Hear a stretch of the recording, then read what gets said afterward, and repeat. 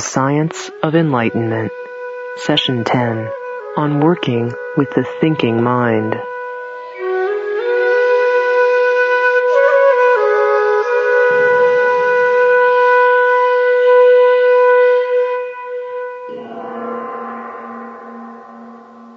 U Ba Khin, that's capital U, capital B-A, capital K-H-I-N. It's a Burmese name.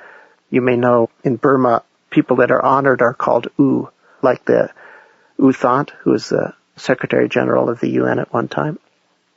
U Pandita is another very famous Burmese teacher. U Ba Khin was a perfect example of how a person can be deeply onto the path of meditation, deeply spiritual, and yet still very efficacious in the external world. Sometimes people are afraid, well, I'm going to have to abandon my ordinary life. I like the theory, I like the practice, but, I have family, I have job, I have hobbies, I have goals in my life. If I have to go off to a monastery and give up my householder's life or go into the forest or whatever, I'm not willing to do that. And they ask, can an ordinary person living in the world still become deeply enlightened? U Ba Khin's a very good model case for that. In point of fact, he was not a monk, but rather an important bureaucrat in the Burmese government. He originally handled the government disbursements of funds when projects had to be done and things like that. Who gets paid what? That's an extremely sensitive job. A job which is very demanding, and a job where you have to deal with the pressures of corruption and threats, especially in that part of the world. Anybody doing a job like that is in the real world for sure. Yet, he was also a great Vipassana master and teacher, taught people. And what he did is he had it optional that anybody who wanted during the lunch break, from the typing staff of the office right up to the chief administrator himself, any who wanted to could use their lunch break as an hour meditation period. But of course it wasn't required. And he taught the staff.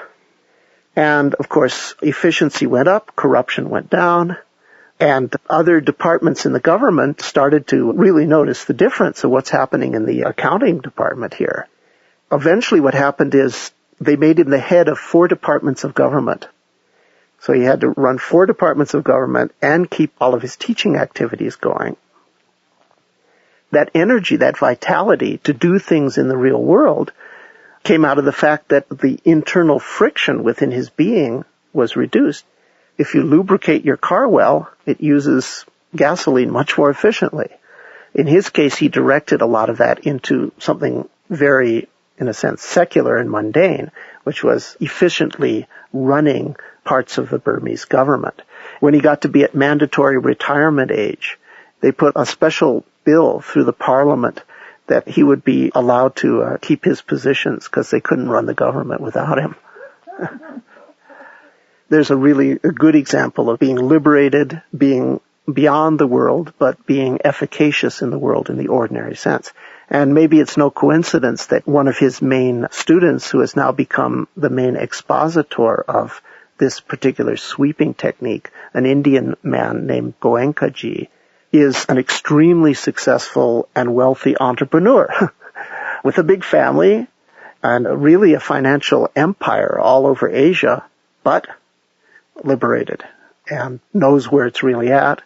And when he says that wealth is not going to make you happy and the material world and the world of conditions is not where it's ultimately at, you can't say, well, that's just some hippie speaking out of sour grapes that couldn't make it in the real world and so wants to abandon the world.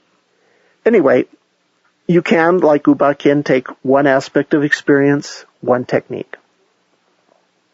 Or you can give people many techniques for working with many aspects of experience. That has the disadvantage of being confusing, but it also has the advantage of giving a person a lot of options. Because the issue is completeness, it doesn't matter if one takes a small aspect of experience or if one takes the entire sensory field, one can both cultivate mindfulness and equanimity and experience completeness with both little pieces of experience or with big pieces of experience. Typical objects of meditation that people use are the breath, which after all is a body sensation. It's important to realize that the breath is a subset of the body sensation. It is a particular body sensation. And there's any number of ways that you can work with the breath in an attempt to have mindfulness, equanimity, and ultimately a complete experience of the breathing process. You can focus at the nostril, you can focus at the abdomen, you can focus over the whole body. These are different strategies for working with the breathing process. My present teacher, Joshu Sasaki Roshi, likes to have people focus on the expansive quality of the out-breath and the contractive quality of the in-breath. Of course, for most people, the out-breath seems contractive because your lungs collapse, and the in-breath would seem to be expansive because your chest inflates. And indeed, that is true. But if you look at a very fine level, at a very subtle level of the coloration of your consciousness, you'll see that on the in-breath, the diaphragm, the intercostal muscles, they all contract, which is a contractive quality. Also on the in-breath, a vacuum is created that pulls the linings of the tissues inwards, which imparts a subtle contractive quality to the in-breath. On the out-breath, the muscles stretch, and that vacuum on the tissues releases, so there's an actual subtle expansive quality. So if you want to tune into the subtle coloration of consciousness, consciousness gets colored contractive on the in-breath and expansive on the out-breath. But from another perspective, you could say that the in-breath is subtly contractive, but at the same time also superficially expansive. And the out-breath is subtly expansive. At the same time, exactly simultaneously, it is superficially contractive because the chest, which is the more superficial aspect, the more obvious mechanical aspect, collapses. So actually there's a simultaneous presence of both expansive and contractive qualities on both the in and the out breath. Now that's a very unusual way of focusing on the breathing process. I don't know of any other teacher that teaches that, but it's very powerful also because it gets you in direct contact with the fundamental forces of expansion and contraction right in your breath. So there's a lot of different ways of working just with the breath. I remember when I first started to meditate, the object that was given to me was, in fact, the breathing process. And when I started to get pretty good at it, started to get fairly focused with it, I went to my first teacher and I said, I'm now, as you instructed me, able to develop a high state of samadhi with the breath. Would you give me a more advanced meditation? And he was a Zen teacher. He sort of looked at me and he said, there are people that have been meditating on the breath for 20 years, and they're still learning new things every day. And you're asking for a more advanced meditation now?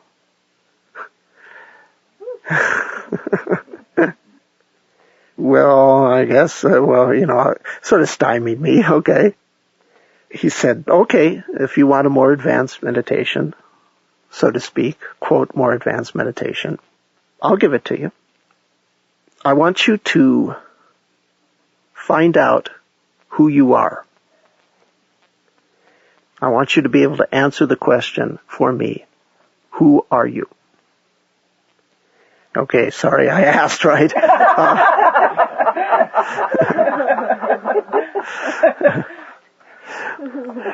Where do I start? How do I start? Okay, well, this is one of those Zen things, right? Where do I start? How do I start to answer that question? And he said, just do it. Just do it. And I said, can't you sort of give me a hint how to start to do it? He said, turn the light back on itself. Now go do it.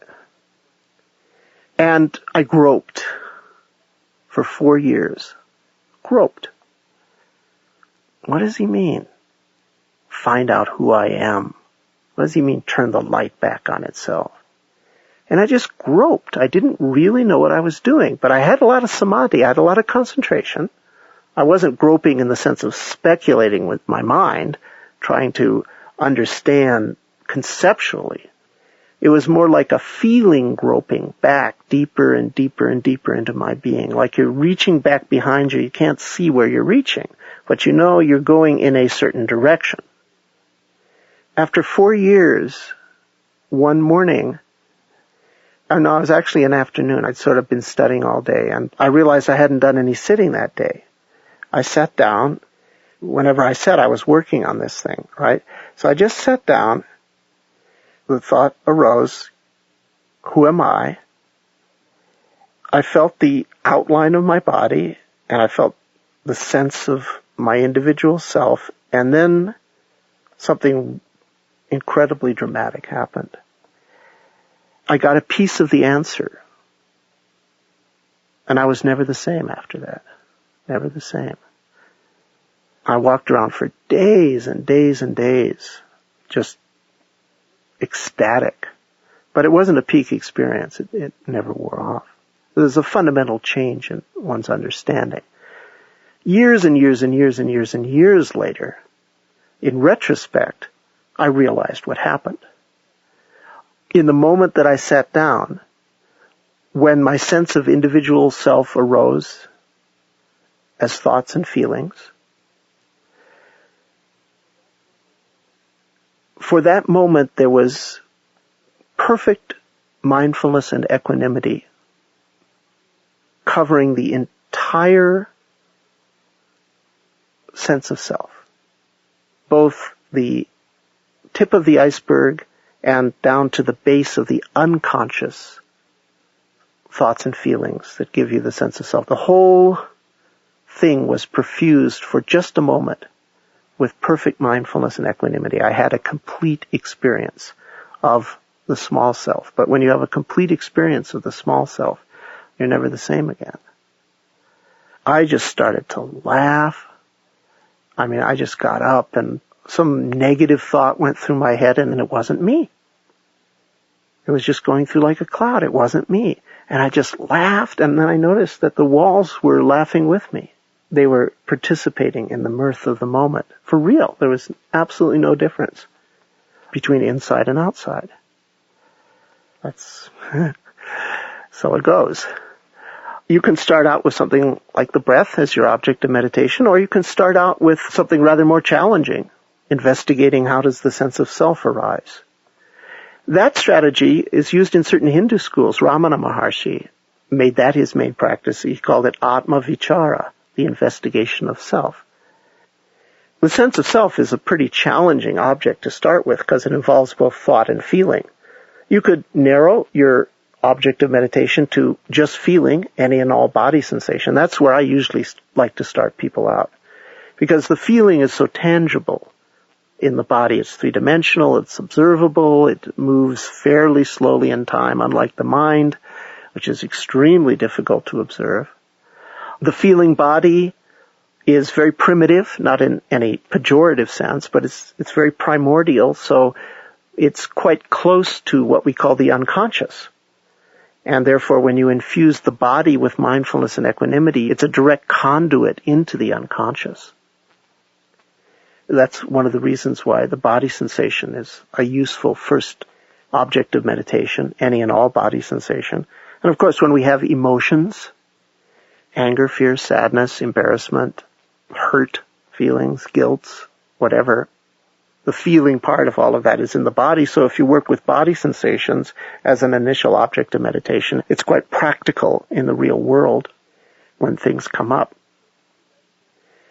One could theoretically work with the thinking process as one's initial object of meditation. That's very challenging. Most people find it very difficult to infuse precision and equanimity into the thinking process. But of course, when you can do that, you have a wonderful tool, because the core of an adult is all centered in the thinking process. That's why it's so difficult. That's where our identity is centered. When we were babies, our identity was centered in the feeling process in the body. When we become adults, the thinking becomes the center of things, and the body becomes peripheral. A lot of people consider thought to be the enemy of meditation. It's like meditation means getting rid of thought, or somehow turning off your mind, or making the mind blank. That is possibly an aspect of meditation, but that's not really a deep understanding about the nature of thought. Thought is just one of the six senses. It's every bit a part of nature as hearing or seeing is. The only thing that is different about thought is that there's an extraordinary amount of unconsciousness and fixation associated with the thinking process. As soon as any little thought comes up, it's gotcha. It's you. And it has to be played out. And in being played out, of course, it kicks up a whole bunch of other thoughts, each one of which is you, and has to be considered and has to be played out because it's a thought. And I am my thoughts. There's an enormous amount of fixation on every thought that comes up. There's a drivenness. The cure for a thought is more thought. The cure for this thought is more thought. And the cure for this thought is more thought. So that there's a drive to think. When there's nothing appropriate to think about, when you don't need any thoughts, random thoughts come up. Out of nowhere for no reason. Total non sequiturs. Sooner or later, one of those non sequiturs becomes a significant thought, and we're off again into the drivenness and the fixation. It's not thought itself that gets in the way. It's the drivenness and the fixation around the thought. And the whole purpose of meditation is to diminish the drivenness and fixation. And when you finally are able to think without drivenness and fixation, then your ordinary thoughts turn into transcendental wisdom. That's the only difference. The only difference between insight and monkey mind, they're both thoughts. Insights come in images, insights come in words. They're just thoughts. But when the thought is driven and fixated, we call it monkey mind or ordinary thinking. When some of that drivenness and fixatedness is eliminated, thought starts to flow like a river. There's a spontaneous, effortless, just happening quality to it, and those kinds of thoughts contain deep spiritual understandings. One way to work with thought is to weaken the drivenness and fixatedness. Every time you get caught in thought, bringing your awareness back to something like a mantra or a sound or whatever, so that you sort of weaken the drivenness and the fixatedness. So a lot of times people will try to focus on something, maybe a mantra, that takes them away from the thoughts. Another strategy for working with thought is to actually observe the thought. When you work with the body sensation, when you observe the body sensation, you start to feel how the awareness circulates through the body, and you get the sense that the sensations well up and subside, and wherever they're welling up, they're vibrating and changing, so that the whole body eventually feel like a jellyfish expanding and contracting, and within each of those undulations of the jellyfish are tinier little vibrations. So the whole body becomes an undulatory, vibratory field, because we can experience it three-dimensionally. When you work with vision, you can do exactly the same thing. Eventually you learn how to cover the whole visual field simultaneously with awareness, and then this whole volume of luminosity that we call vision, you start to see it wells up on the right, it subsides on the left, it becomes undulatory, it becomes vibratory. And it goes through the same melting and softening process that the body does. The same is true for the acoustic field. You hear sounds on all sides simultaneously. The volume of space that is sound starts to eventually soften. It becomes jellyfish-like, vibratory, etc. The easiest place to experience this is in the body.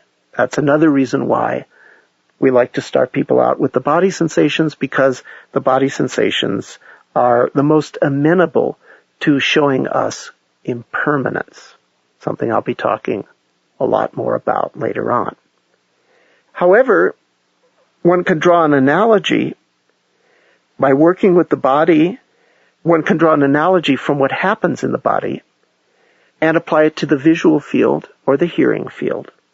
Now, what about thinking? Well, if you look at the thinking process carefully, you'll see that most thought that you're consciously aware of is internal images and internal conversations. It's a kind of subtle seeing and hearing that goes on without an external physical stimulus of light or acoustic airwaves. If you've learned how to look through the visual field with equanimity and not be attached to the forms in the visual field, then you can look through your internal thought images with equanimity. If you've learned how to listen to the total field of sound without getting fixated in the meanings of the sounds, then you can listen to the sounds of your own internal conversations as actually a volume of space, and you're detached from it, and the sound of your own voice thinking becomes just a sound expanding and contracting and vibrating. And then you become aware that underneath these obvious mental images and mental conversations is a subtle undercurrent of deep subconscious background processing, literally thousands of thoughts happening in parallel, simultaneously, the content of which we do not know and cannot know. But underlying each conscious thought is a whole bed, a root bed of subconscious thoughts.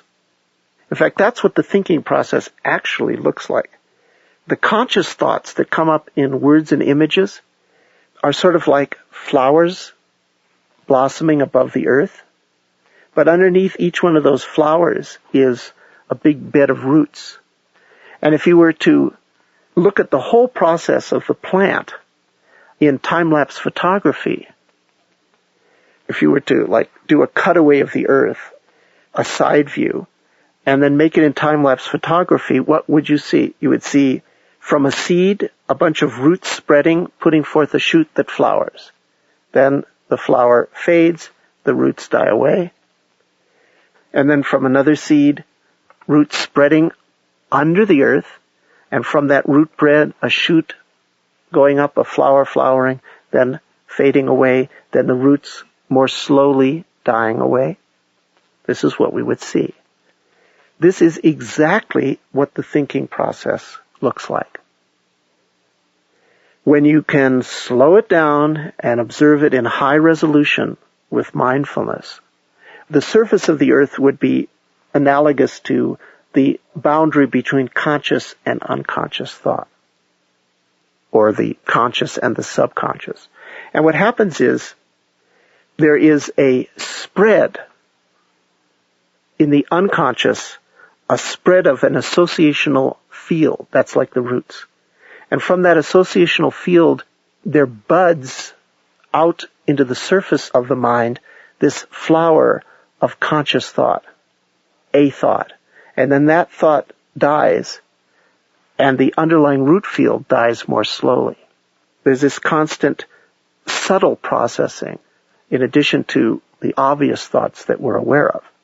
As you sort of work through the more surface stuff, you become aware of the spreading and collapsing, the expanding and contracting, if you will, of this subtle mental processing. And you can actually observe that. And when it wants to expand, you let it expand. When it wants to contract, you let it contract. And it starts to show you its impermanent, vibratory, jellyfish-like quality too. Except now you are literally watching the unconscious. Now, by definition, the unconscious is unconscious in terms of its content.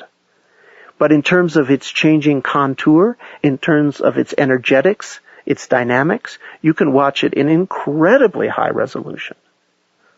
Even though you don't know what it's thinking about, because actually, you don't need to know what it's thinking about. Ultimately, you realize it's thinking about everything at once.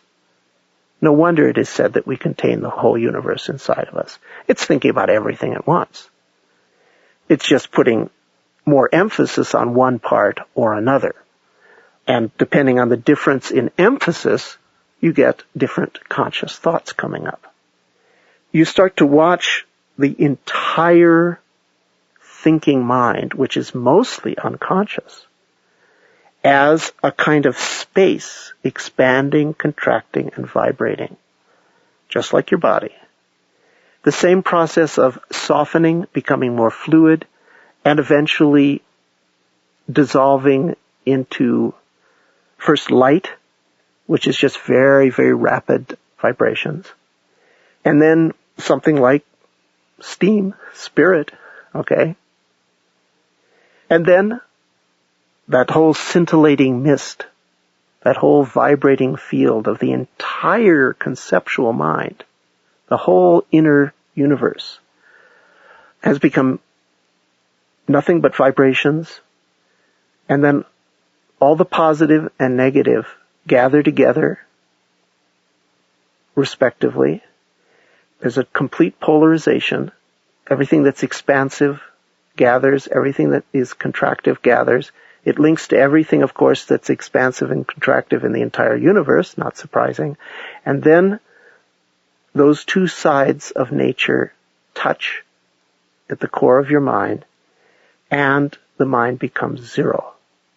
The thinking mind becomes zero. By an external clock, that might last for a fraction of a second or many hours, depending on the degree of insight and purification.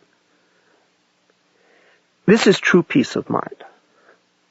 Just having a quiet mind is good, but it is literally the tip of the iceberg, having a quiet mind relative to what I'm now describing, which is experiencing the zero mind.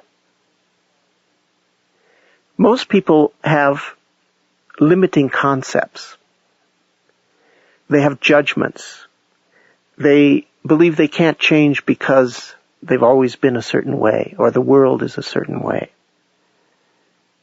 When you learn how to observe the thinking process, you can, of course, watch those limiting thoughts, negative thoughts, without identifying with them. I once had an interesting experience.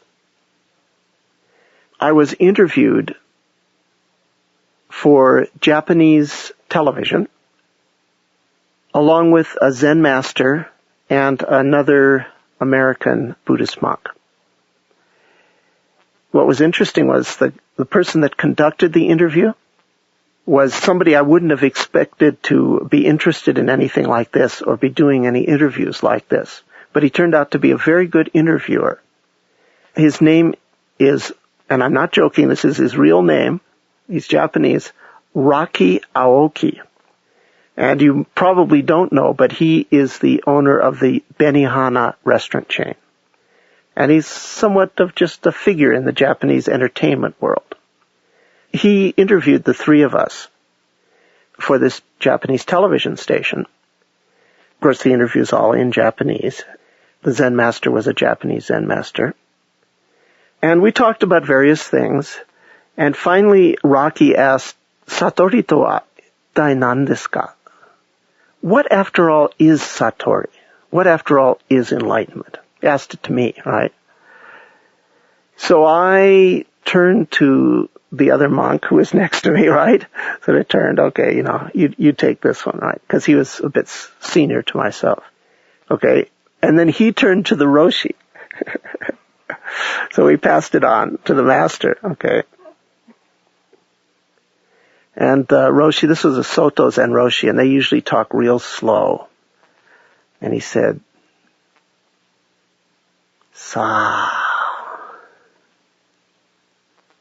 Satori to Satori de nai no to kubetsu ga naku naru koto deshou. I guess you could say it's the disappearance of the distinction between enlightened and non-enlightened. how does the distinction between enlightened and non-enlightened disappear? How do you know you're enlightened? Why are you convinced you're not enlightened? What sense gate does that come through? You have the thought, I'm not enlightened, it's hard to get enlightened, I'll never get enlightened. He's enlightened, he's more enlightened than this. I wonder if this one's enlightened. How many times a day does that thought, I'm not enlightened, I'll never get enlightened, come up? Very quick way to get enlightenment, have a complete experience of the conviction that you're unenlightened. So the thinking process is extremely challenging to work with. And what we like to tell people is, don't drive yourself crazy trying to work with it. If you can't, you can't, okay? You just work with your breath, work with whatever. So one strategy for working with the thinking process is to actually focus away from the thinking process with the view of weakening the drivenness and the gripping quality of thought. As I say, the mantra technique would be an example of that. Another way to work with the thinking process is to actually observe the thinking process in the way that I just described. There are other ways besides these two of working with the thinking process. One of the most intriguing is to single out just one quality within the thinking process and try to maintain a continuous contact with that quality. And what that quality is the quality of confusion. You go to a Zen master, you have an interview, and the master says, what is the sound of one hand clapping? It's a very confusing question. You're confused about what the question means. You're confused about what the master wants you to do in response to it. You're totally disoriented and confused. Before your parents were born, show me the face you had. It disorients you intellectually to be faced with a conundrum like this. Somebody asked, what is the Buddha? Oak tree in the garden. What does that have to do with anything? It's very confusing, very disorienting. We're constantly faced with what we don't know. We're constantly faced with confusing situations. Is it this? Is it that? We're constantly faced with the fact that our mind gets stymied. Brain lock. By the end of the day, we're often in a brain lock state. Our ability to think clearly can easily be impeded, interfered with, both by exhaustion. You just thought too much. You just can't think anymore. We call that brain lock. In the Christian tradition, they used to pray till their mind stopped.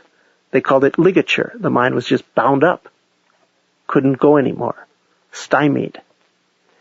If you look very carefully at the moment-by-moment thinking process, you'll see that the specter of don't know, have difficulty knowing, can't know, need to know, that entire spectrum of experiences is a kind of specter that's always haunting, a sort of sword of Damocles, constantly goading the mind to think, to get answers, to be clear.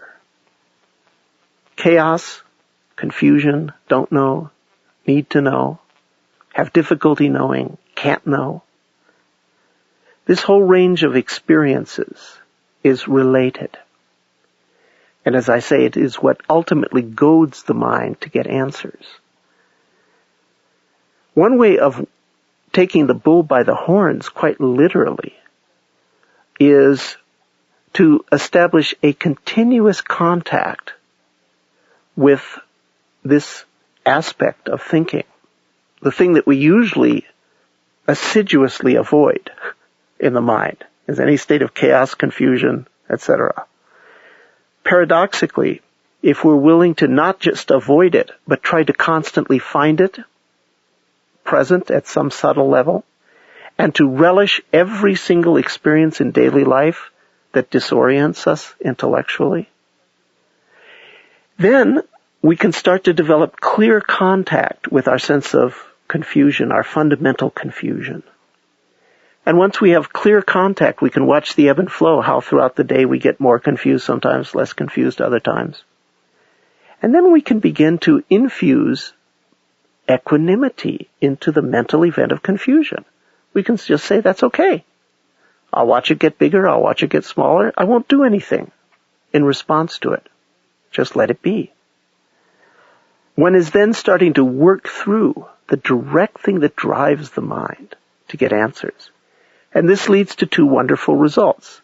First, because one is working through what drives the mind can't abide comfortably in confusion usually. When one works this through, the mind is less driven, so it becomes calmer. But more importantly, when the mind needs to have answers, it gets ordinary answers. When the mind thinks without needing to have an answer, it just flows spontaneously as part of nature. When the mind flows spontaneously as part of nature without a goal to have an answer, then it is participating in the nature of nature, and the kinds of thoughts it starts to think are the wisdom insight thoughts that clarify the nature of nature. Now, what I just said may have confused you, in which case you know what to do. A good Vipassana teacher, when you listen to their talk, you come away with crystal clarity. A good Zen teacher, when you listen to their talk, you come away totally confused, but with equanimity. Anybody can confuse you. But only a Zen master can talk and put you in a state of deep equanimity while he or she talks, with the confusion that their talk engenders. Thus, giving you something practical, planting the seeds for intuitive wisdom. So there's another whole strategy for dealing with the thinking mind, which is develop continuous contact and equanimity with the confusion in the mind, the don't know mind. So that whole range of phenomena that I described, the don't know, can't know, need to know, chaos, stymied, I generically refer to that as don't know mind. There's a great Korean Zen master living in the United States. They call him Sun Sanim. And his entire teaching is only keep don't know mind. Daigi no moto ni daigo ardi, they say in Japanese. The great doubt is the basis for the great awakening. There's a lot of things that one might take as one's object of meditation. The thing one infuses mindfulness and equanimity into. Could be the breath, could be any and all body sensations, could be the thinking process, could be just the confusion in the thinking process. Could be hearing, could be seeing, could be the entire sensory field all at once. Hearing, seeing, smelling, tasting, the feeling body and the thinking mind. All at once. Well, if you take the entire sensory field all at once, how is that different from just having a scattered mind? Well, it differs because when each one of the sense components arises, you know it clearly and you penetrate it with mindfulness and equanimity. Your awareness soaks into it like water into a sponge. Even though the mind is going to all the senses, it is experiencing samadhi instant by instant with each of the senses. Another object of meditation could be what is called in the Zen tradition Genjo Koan. That means your ready-made conundrum, your ready-made problem. What is your ready-made problem? Maybe you have a phobia. Maybe you have chronic pain. Maybe you have a substance abuse issue. It totally dominates your life. It becomes a convenient object for meditation. Number one, it's always there. Number two, you have to crack it if you want to live your life even as a normal person. And number three, you have a strong motivation to crack it. some people will take as their object of meditation some issue that they can't escape from, and practice until they can escape into. So that's sort of a ready-made conundrum, is another possible object of meditation. Of course, usually your Genjo Koan, or ready-made conundrum, only involves thoughts and feelings. In some way, it involves working with the mind and body, but more specific aspect. Another Genjo Koan, or ready-made conundrum, might be just whatever activity is at hand, whatever you're doing, washing the dishes, driving the car. You can make ordinary doings of life your object of meditation and deepen that way. One other object of meditation that is particularly good at the beginning is to take the qualities of pleasure associated with the repose of the body as it sits and focus on those qualities of pleasure. In a previous session, I talked in some detail about how to use the relaxation and pleasure qualities that are intrinsic to the still sitting as a powerful object of meditation. Basically, the idea is whenever the whole body is simultaneously relaxed, one is in a state of equanimity. And as you now know, equanimity is an important factor in purification, transformation of the deep unconscious. Furthermore, one tries to be aware of the impermanence or the movement quality of the pleasure, of the relaxation. And this gives insight into impermanence. So the object of meditation might be something very small and simple, or it might be something very large and complex. The issue is not so much what aspect of experience we focus on, or even what strategy we choose in order to develop the qualities of mindfulness and equanimity. The issue is just to do our best, both in terms of sitting practice and in terms of daily life. Work in the direction of having complete experience. Complete experience is, by definition, complete. All complete experiences link us with the source and with all things. If you find yourself confused by this whole issue of technique, process, path, no path, how much effort, how little effort, you now know what to do. In that moment, have a complete experience of confusion.